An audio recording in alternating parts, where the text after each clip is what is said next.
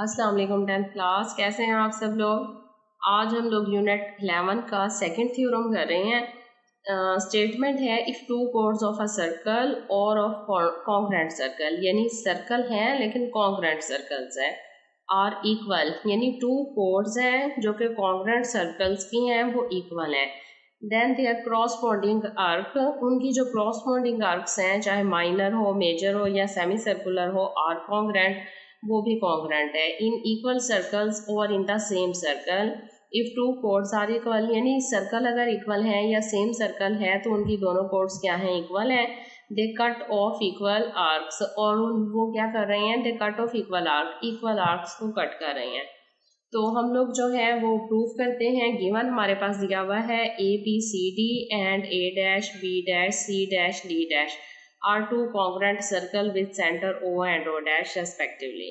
देखें A B C D, ये हमारे पास एक सर्कल है जिसका सेंटर क्या है, ओ है। इसी तरह A dash B dash C dash और डी डैश एक दूसरा सर्कल है जिसका सेंटर क्या है, ओ है, ओ डैश है। तो सो डैट कोड ए सी इक्वल है measurement A dash C dash. अब कोड जो है ना इसमें ए सी ये इक्वल है ए डैश सी डैश के, ये हमारे पास क्या है, इक्वल कोड्स हैं दोनों की। क्यों? क्योंकि सर्कल हमारे पास इक्वल है। प्रूफ हमने ये करना है कि measurement A D C arc जो है वो measurement A dash D dash C dash arc के इक्वल है, यानी ए डी सी ये जो आर्क है जो कि कॉर्ड के साथ बन रही है और जो दूसरी सर्कल की कॉर्ड के साथ आर्क बन रही है A dash D dash C dash, ये दोनों आर्क क्या हैं, इक्वल हैं। ये हमने प्रूव करना है। अब कंस्ट्रक्शन करेंगे इसके लिए। कंस्ट्रक्शन में ओ को ज्वाइन किया विद ए एंड सी। अब देखें join O with A and C and join O dash with A dash and C dash. O को ए और सी से मिला दिया, ओ डैश को भी ए डैश और सी डैश से मिला दिया, जिससे हमारे पास क्या हुआ, दो ट्राइंगल्स हासिल हुई। अब हम प्रूफ करते हैं कि ट्राइंगल ये इक्वल है सर्कल, इनकी कोड्स इक्वल हैं। तो क्या प्रूव करना है, आर्क इनकी इक्वल है दोनों की।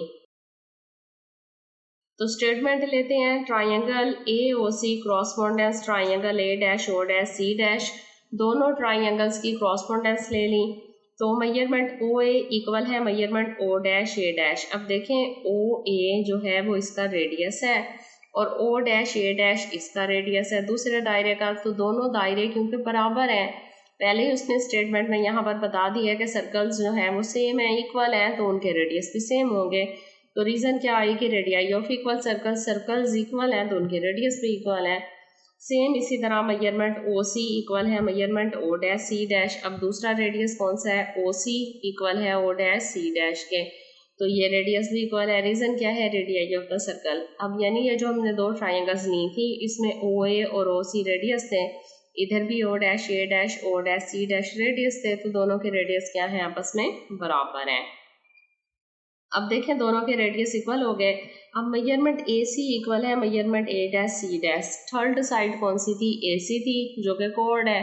कोड कौन सी लाइन होती है, जिसके दोनों पॉइंट सर्कमफेरेंस पर वाक़या होते हैं, तो वो ट्राइंगल की साइड भी है। लिहाजा ए सी इक्वल है measurement A dash C dash के। रीज़न कहाँ से पता चली, हमारे पास गिवन में दिया हुआ है कि सर्कल भी सेम है और इनकी कोड्स भी सेम है। अब देखें तीन साइड्स हमारे पास इक्वल हो गई हैं, टू रेडियस है और एक साइड, लिहाजा triangle O A O C congruent है triangle A dash O dash C dash के।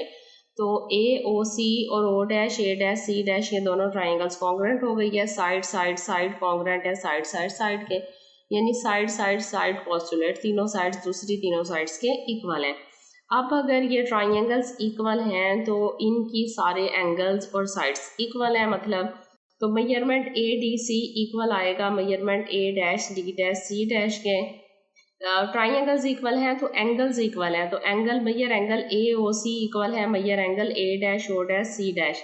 देखें यहाँ पर ओ एंगल जो बन रहा है ना, measure angle A O C central angle है, इसका सेंट्रल एंगल कौन सा है, A dash O dash C dash, और ये ओ एंगल भी इक्वल है। तो ओ और ओ डैश दोनों एंगल्स क्या हैं, इक्वल हैं। अब एंगल इक्वल है तो उनके सामने वाली जो आर्क है वो भी इक्वल होंगी, लिहाजा measurement A D C equal है measurement A dash D dash C dash के। Arc correspondence to equal central angle, यानी सेंट्रल एंगल्स अगर इक्वल होते हैं तो जिन आर्क के साथ वो एंगल बन रहा होता है वो आर्क्स भी क्या होती हैं, इक्वल होती हैं। यही हमने प्रूव करना था कि दोनों सर्कल्स सेम है, इक्वल हैं, उनकी दोनों कोर्स जो है वो सेम है, तो दोनों के जो आर्क हैं वो भी सेम होंगी। तो सेंट्रल एंगल इक्वल प्रूफ हो गया तो वो भी इक्वल है।